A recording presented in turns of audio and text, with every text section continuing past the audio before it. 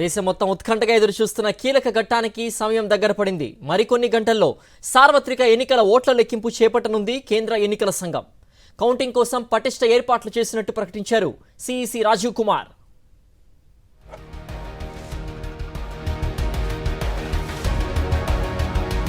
సార్వత్రిక ఎన్నికల కౌంటింగ్ కు కౌంట్ డౌన్ మొదలైంది.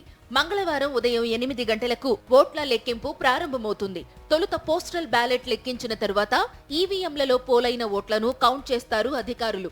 రిటర్నింగ్ అధికారి, అభ్యర్థులు, పోలింగ్ ఏజెంట్ల సమక్షంలో ఓట్ల లెక్కింపు ప్రక్రియ జరుగుతుంది.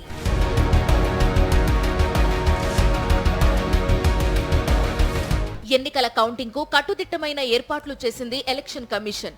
ఎలాంటి అవాంఛనీయ సంఘటనలకు తావు లేకుండా లెక్కింపు కేంద్రాల వద్ద భారీగా బలగాలను మోహరించింది.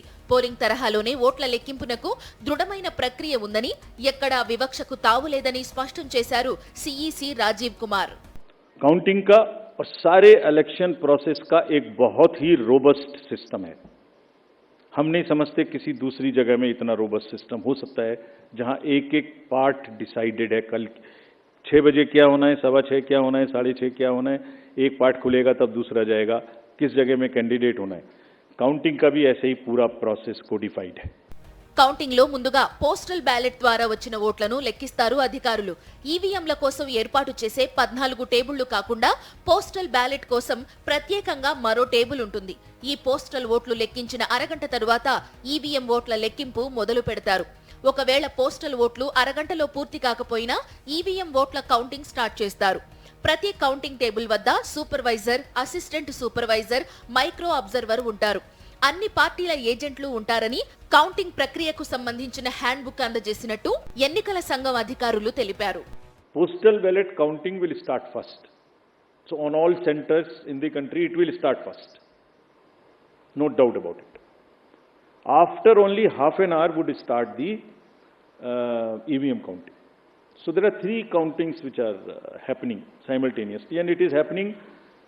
It happened in 2019, it happened in all the 2022 elections of the states held thereafter. It happened yesterday also in case of Arunachal and Sikkim. हम मिड कोर्स नहीं बदल सकते कुछ भी. ప్రపంచంలోనే అతిపెద్ద ప్రజాస్వామ్య దేశం భారత్ సరికొత్త చరిత్ర సృష్టించింది. సార్వత్రిక ఎన్నికల్లో రికార్డు స్థాయిలో 64.2 కోట్ల మంది ఓటు వేశారు. ఇందులో 31.2 కోట్ల మంది మహిళలు ఉన్నారు. ఇది వరల్డ్ రికార్డ్ అంటూ హర్షం వ్యక్తం చేశారు chief election commission Rajiv Kumar. ఓటర్లకు స్టాండింగ్ ఓవేషన్ ఇచ్చారు. ఎన్నికల ఫలితాల కోసం యావత్ దేశం ఉత్కంఠగా ఎదురు చూస్తున్న సమయంలో ఢిల్లీలో మీడియా సమావేశం నిర్వహించారు సిఈసి. ఎన్నికల ముగింపుపై ఈసీ ఇలాంటి ప్రెస్ మీట్ నిర్వహించడం ఇదే తొలిసారి.